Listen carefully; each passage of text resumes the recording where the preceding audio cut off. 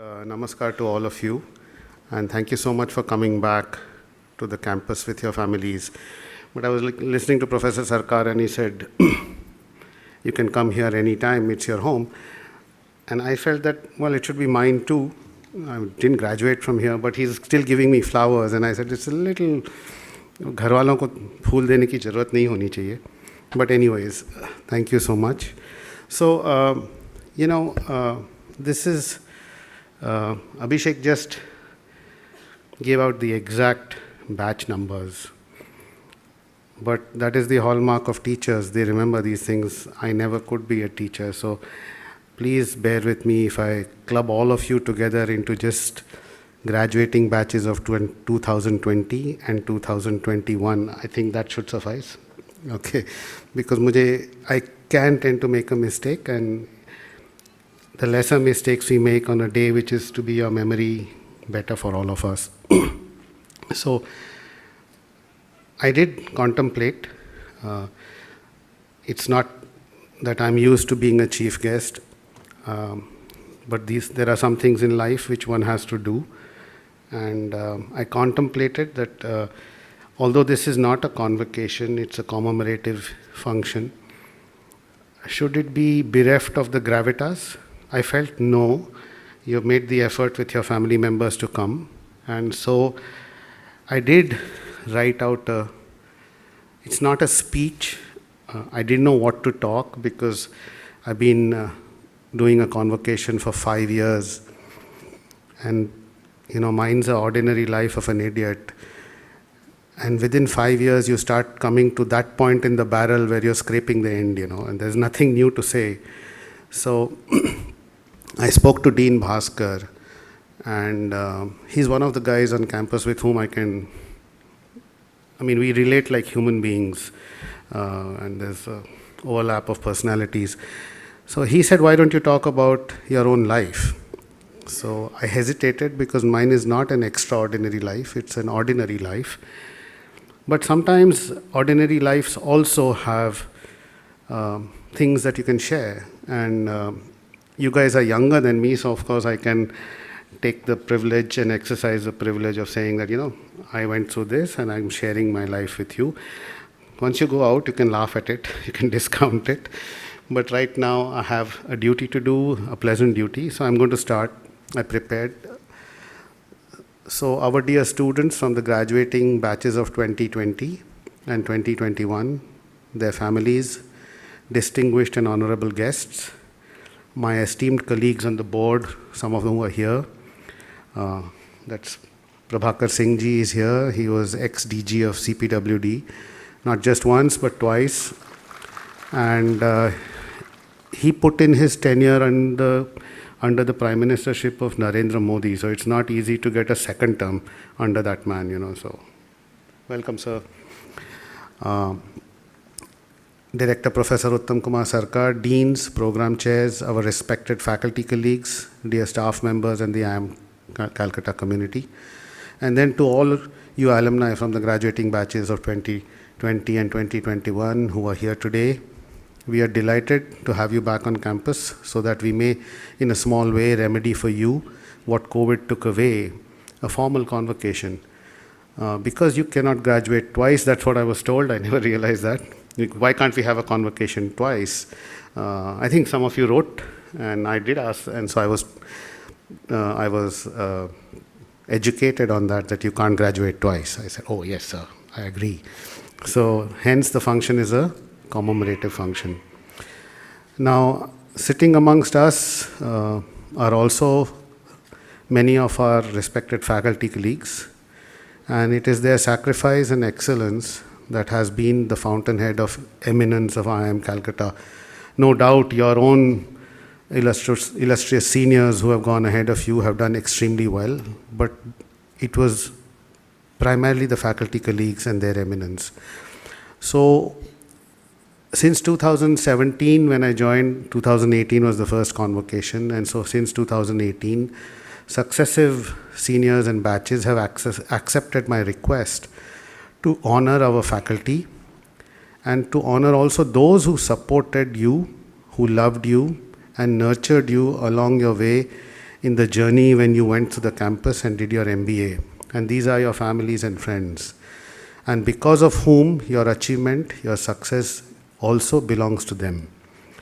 So will you indulge me and please stand up, all of you, and join me in acknowledging this singular contribution by just giving them a clap. So.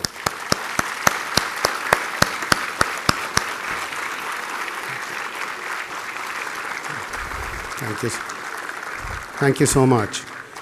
You know, I've been doing this for 5 years, and I wish that this becomes a tradition at IIM Calcutta. Some traditions are worth having. So thank you very much again. Now, you entered the world of professionals at a time when the COVID-19 pandemic was wrecking lives and national economies. You came to IIM Calcutta to forge your own destiny and shape your own future.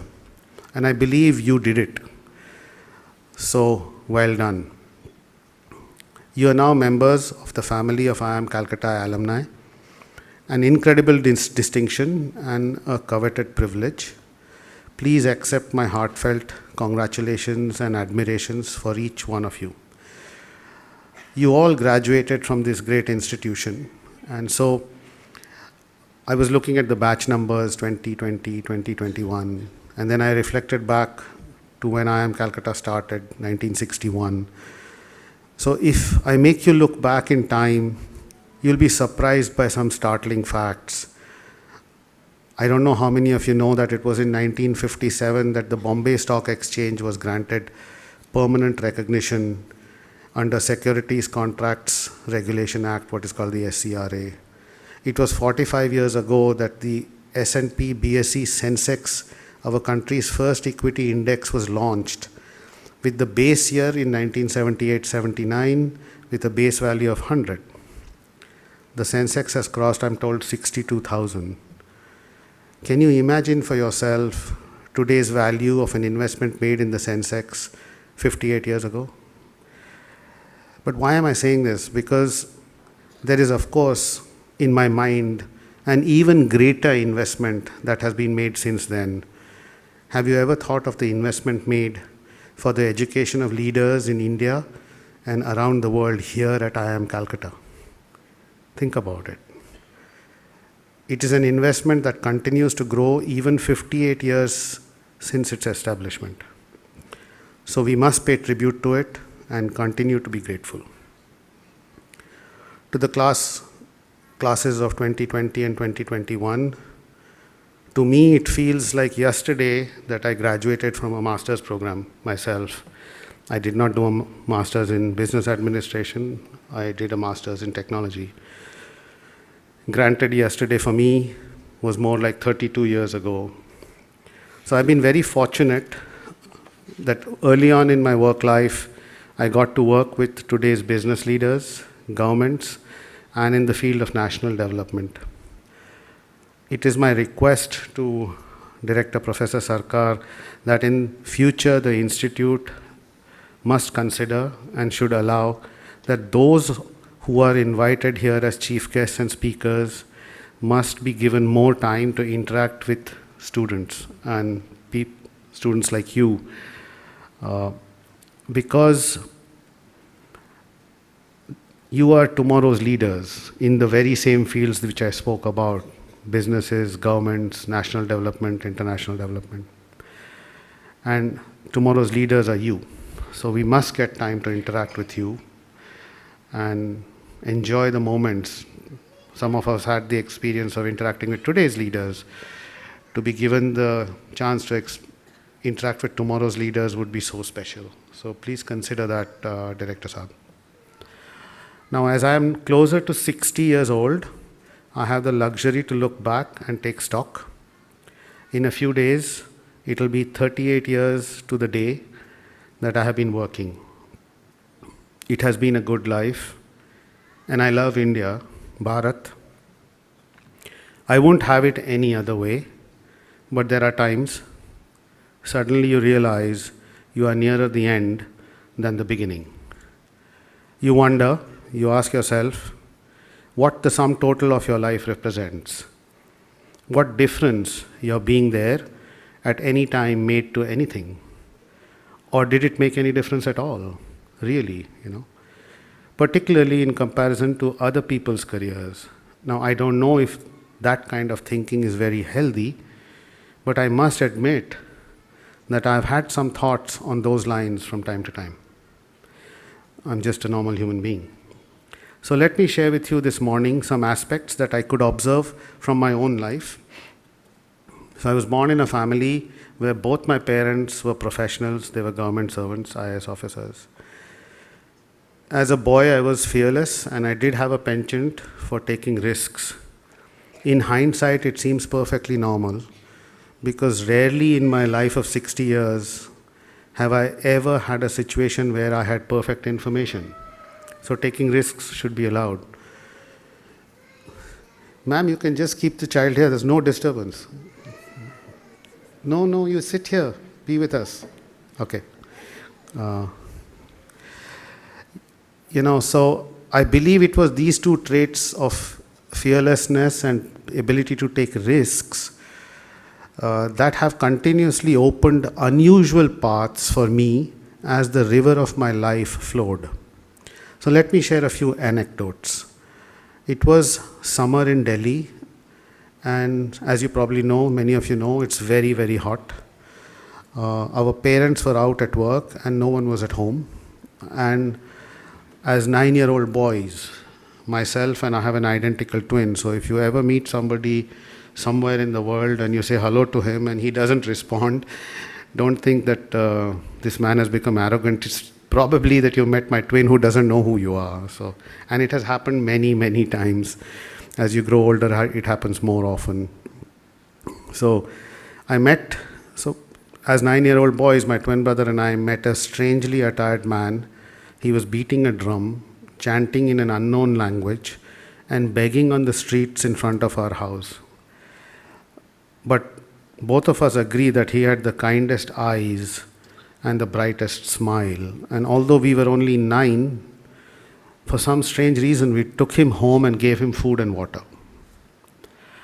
A few weeks later, he came back again. But this time, our parents were at home. And we were informed that the man that we had taken home was a Buddhist monk from Japan. Now, this one risky, fearless act set into motion waves that finally took me to the shores of Japan. My first trip to Japan was at the age of 13, when I did not even know one word of the Japanese language, and I stayed with these Japanese monks for 1 month, and they spoke no word of Hindi or English. Little did I realize then that they will have such significant impact in my life. As a growing up kid, I was very serious. I wanted to be a fighter pilot with the Indian Air Force, and I passed all the exams. But it was a nudge from one of these Buddhist monks, and through my parents, that I took the most beaten track in India, and that is to become an engineer. I don't undermine engineering in any ways, I'm sorry, but yeah, it was not my dream. I ended up becoming an engineer. And in 1988, I won a scholarship to study robotics and automation at the University of Tokyo. At the University of Tokyo, besides earning for myself a master's degree in engineering, I also practiced Shaolin Kung Fu to the level of a black belt.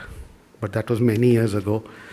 Today, if I'm accosted, I think my self-defense would be to show a pair of clean heels, just run away. Okay. I also taught myself to read, write, and speak the Japanese language. That year, I think it was, or the year after that, I was one of 10 finalists in Japan for an international business speech contest. And I came 5th, and the judges told me I should have come first. The problem was that I didn't inject humor into my talk. And I'm talking about the year 1990, 1991, when India had not even opened up. And I got this opportunity and I could not waste it in humor. I had to tell them about the potential of India, that we are not just a land of snake charmers and Taj Mahal, And so they said that, okay, we're giving you, you're in the top 10 finalists, you come fifth, but there was no humor in this. So I'm just telling you how important humor becomes when you start competing. All seriousness doesn't work. But I have no regrets about that. On graduation, I joined the PhD program, but very soon I wanted to pursue an MBA. But it was my professor and thesis guide who introduced me to FANUC Limited. I don't know how many of you know this name. His words to me were, you can learn technology and management at FANUC Limited. FANUC Limited is the world's largest manufacturer of computerized numeric controllers and industrial robots. Initially, I worked as a hardware design engineer, but very soon I was deputed to India to set up a joint venture with the Tata Group and General Electric Company of the US. In July of 1995, at the age of 32, I was appointed as managing director and CEO of this joint venture. Let me tell you, I didn't know the difference between president and CEO and managing director and CEO. Does anybody here in the audience know the difference? You're MBAs, but I'm sure many of you don't know. There is a difference. A president and CEO need not be on the board, but a managing director and CEO is always on the board. Okay? So I was at 32, I'm managing director and CEO. And this was a joint venture of 3 global giants. So in hindsight, that small rivulet that started with the risk taken by a 9-year-old boy on the streets in Delhi and a chance meeting with Buddhist monks was becoming a large, wide flowing river. Could I have foreseen these interconnected opportunities? No. Could I have lost the chance to have a stab at these opportunities? Yes. Had I not taken that risk, in hindsight, these things wouldn't have happened. So at 32, with no formal management education, I suddenly found myself responsible for men and machines. My teacher who introduced me to the philosophy for successful management was the founder and then chairman of FANUC Limited, Dr. Sevemon Inaba. He's no more. His teachings are my cornerstones in management practice to this day. 4 words summarize these. The first word, and you don't have to note it down, I will request them and they will indulge me to put it up on the web.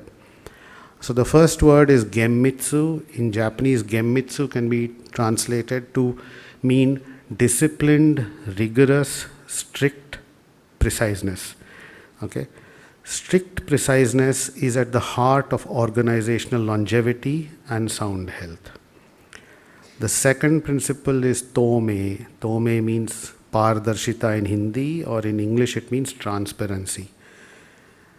Now, all of you over time will quickly start seeing the corruption of an organization and downfall of organizations and companies start from a lack of transparency. The third is gaman, which is patience. It is not for nothing that patience is considered a virtue. The Hindi word for that is dhairya. The fourth is hosoku nagai michi, that is a long, narrow path. Now, this is a little involved. What he was trying to teach me was that journey of all successful organizations that have longevity. You can be successful a month, 2 months, but if you're continuously successful for 40 years, 50 years, 60 years, that is success. So the journey of successful organizations that have longevity is always, that journey has always been on a long but a narrow path. What does that mean? The correct Hindi expression, I thought about it, would be Dirghakal Nairantarya Abhyasena, which is long duration, non-stop, continuous practice. Sustained, successful management requires strict preciseness, transparency, and patience to be practiced over long duration, non-stop, continuously. However boring it is, you have to keep doing it. And that's what translates into sustained success.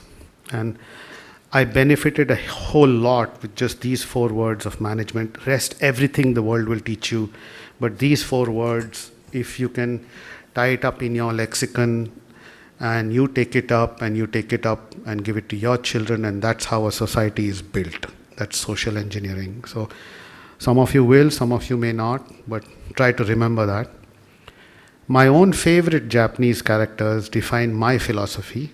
They are, as I told you, I did Shaolin Kung Fu. Many in Japan know the word karate. Karate is made up of two words, kara and te. Kara means empty, te means hand, so an empty hand. So how to defend yourself with an empty hand? So my favorite word is kara. I have 3 or 4 favorite Japanese characters which define my philosophy of life. And kara is the first one. And why did I choose kara? Because to learn something new, we must be able to receive. A full vessel is incapable of receiving. So to receive, we must empty our mind and our hearts. But empty our mind and hearts, what's this guy talking about? Yeah. You have to empty your mind and your heart of your prejudices, of your notions, and of your judgments. We are very quick to make judgments and have notions, and it translates into prejudices. When you start filling up your heart and head with that, it's very little you can receive from outside. Seriously, think about it sometime and you may agree. The second character for me is I. I is the Japanese character which is for love. Now, love is an indispensable aspect of life for which I don't think I need to give any explanation to anybody here, so I'm not going to give it. The third is B, B-I, which is also beauty.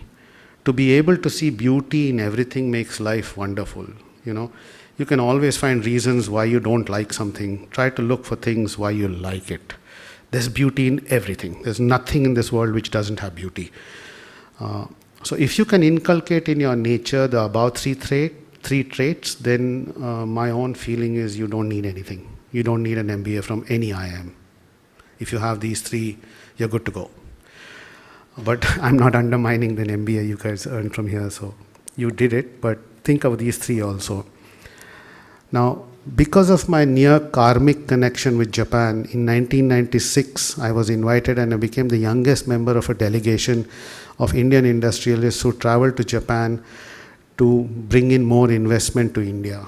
I was 30 odd and everybody else was 60 plus, and now I'm 60, I can't even believe it. So, in 1999, the Ministry of External Affairs of India and Japan set up a task force to outline the framework for greater bilateral cooperation between India and Japan. This was done by the 2 prime ministers, and they called it the Eminent Persons Group.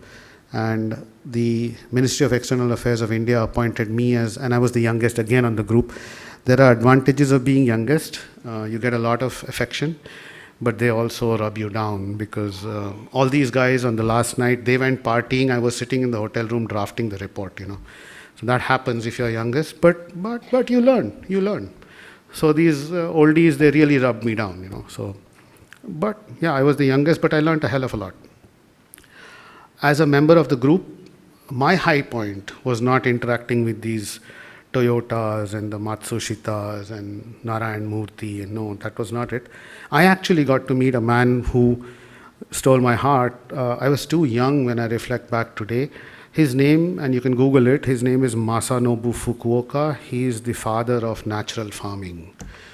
He was very old at that time. I met him, and today when I reflect back and I said, my God, I met a man of that stature, of that vision, but he's not there today. And I was too young to understand the full nuances, the full import of what he was trying to tell me. And he kept trying to tell me. I still have letters from him, but I was too young. Not young in age, probably young in my mind. I was immature. In August of 2000, I was asked to be a simultaneous interpreter in a meeting between the Japanese Prime Minister and the Chief Minister of Japan. That's a very, very tough task. You have 2 people talking, and you have to interpret them one way to the other.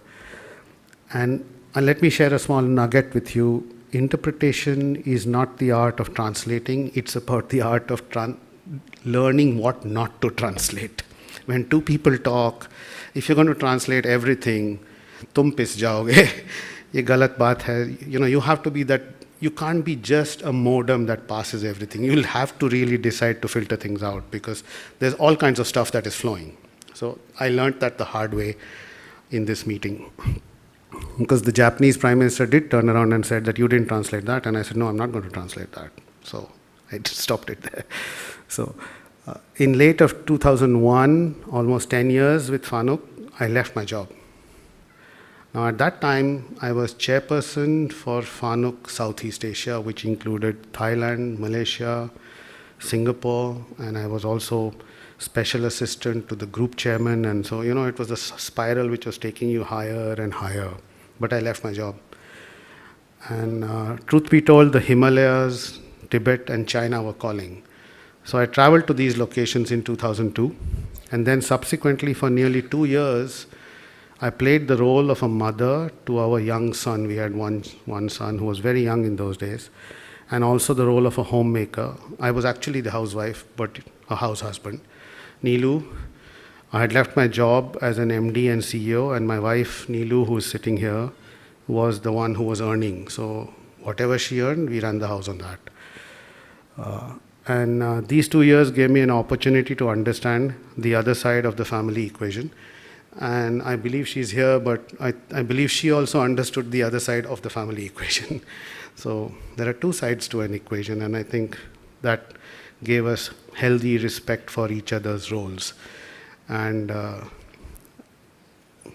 this may be a little politically incorrect, but yeah, we realize that the man and woman have roles.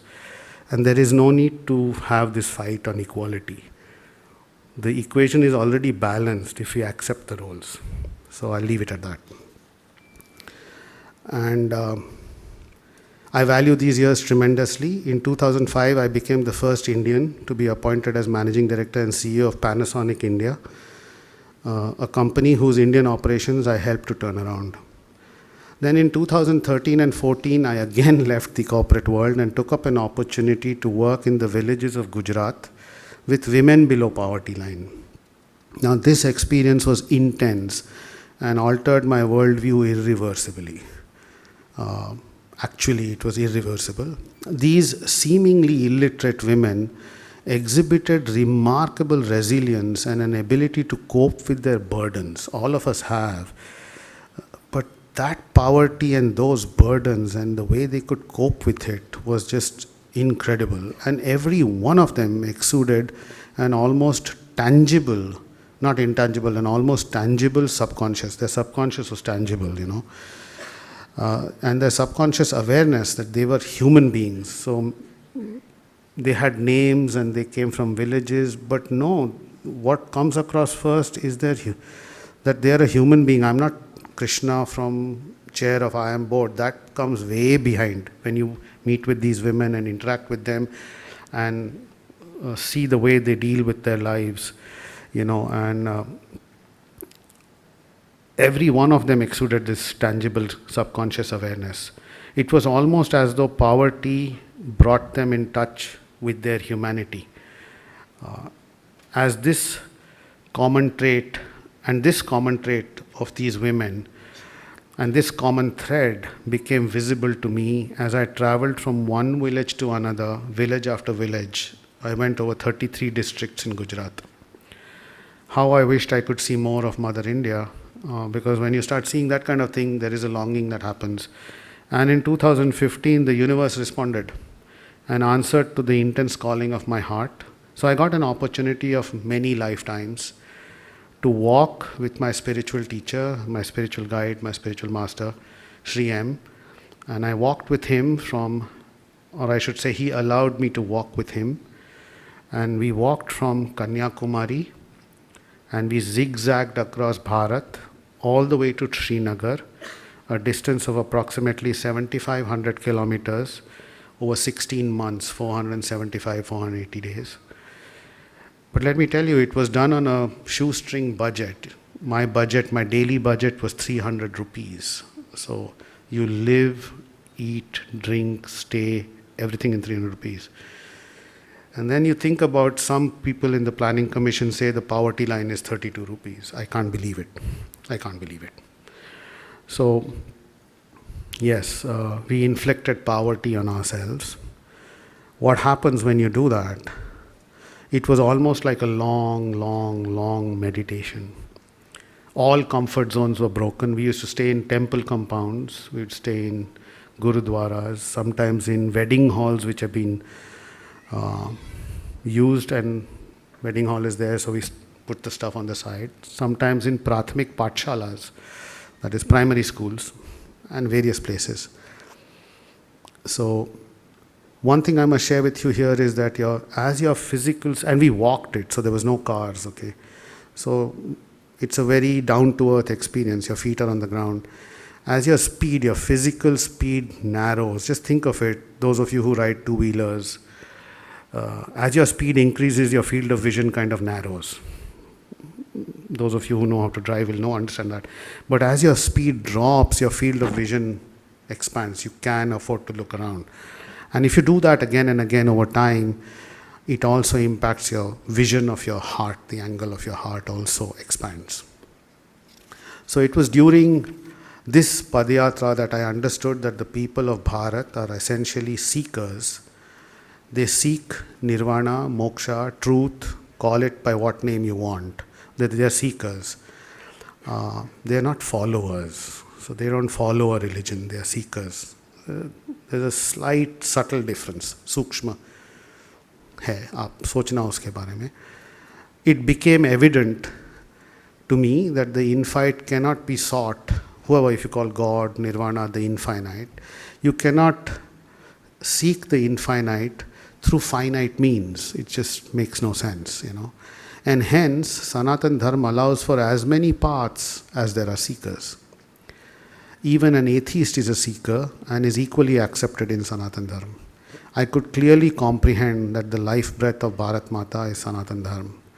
It became evident to me that diversity, have you heard this thing, unity in diversity, which is the kind of a selling motto of India. But let me give you a little insight into it, which should be the true insight. And that is diversity in seeking that one unity. Try to think of it. That is the real meaning of unity in diversity. And it became evident to me that diversity in seeking the unity is the true way to understand the phrase unity in diversity. And by the way, the key word in this phrase is unity, it's not diversity. So remember that also. We forget in the unity in diversity, we forget that unity is the key word. Without unity, even families break apart. So unity is key. Now, what I have shared are for me, among the most important aspects that have defined my life up till now. I don't know what is in store for me going forward. So it would be inappropriate for me to just leave you like this. So I thought, let me try to conceptualize my own learnings and share those with you. So the first is, life flows like a river. It will take you to different shores. Accept what life offers you. The key word there is accept. Don't fight it. Accept it. Whatever it may be, accept it. And I'm sure there are members in the audience who will reflect back right now about something happening in their lives to which there is resistance. I would suggest accept it. People come into your life for a reason.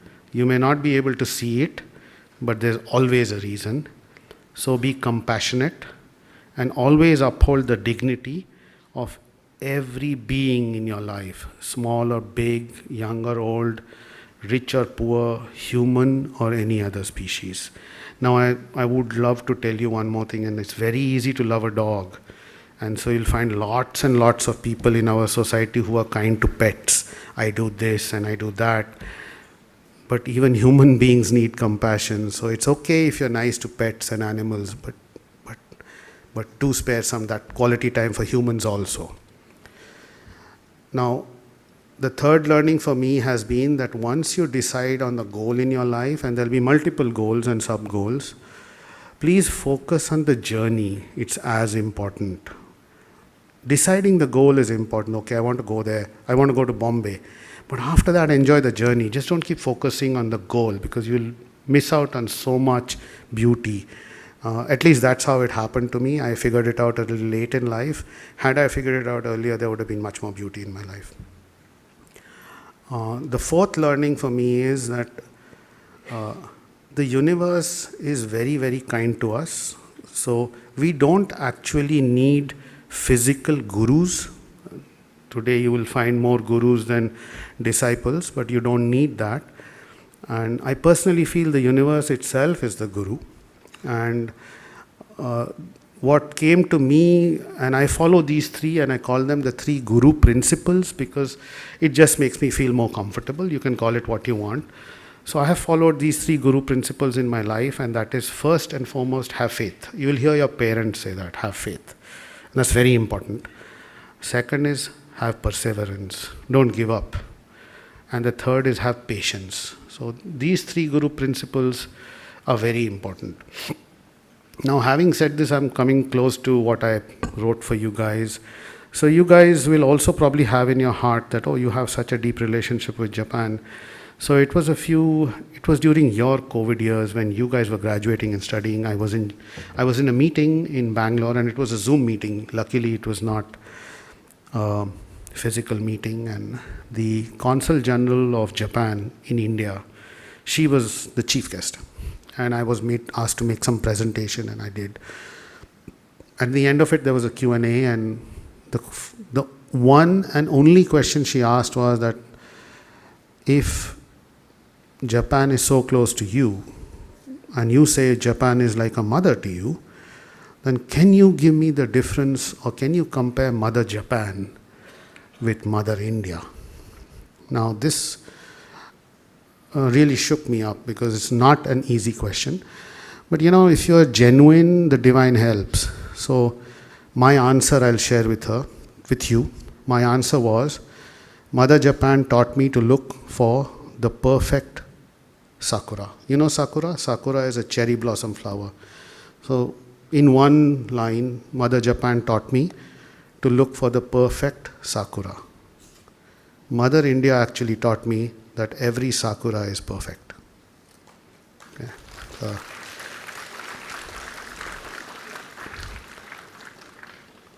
And that is Mother India for you. So never leave her. She's special. Now, as all of you have already got probably more than 3 years of work experience, allow me to share the following. Whenever you are in doubt when making a decision, and you will be making decisions in your life a lot, apply the following test. I have done so, okay? Recall the face of the poorest and the weakest man or woman whom you may have seen, and ask yourself if the step that you are contemplating is going to be of any use to him or her.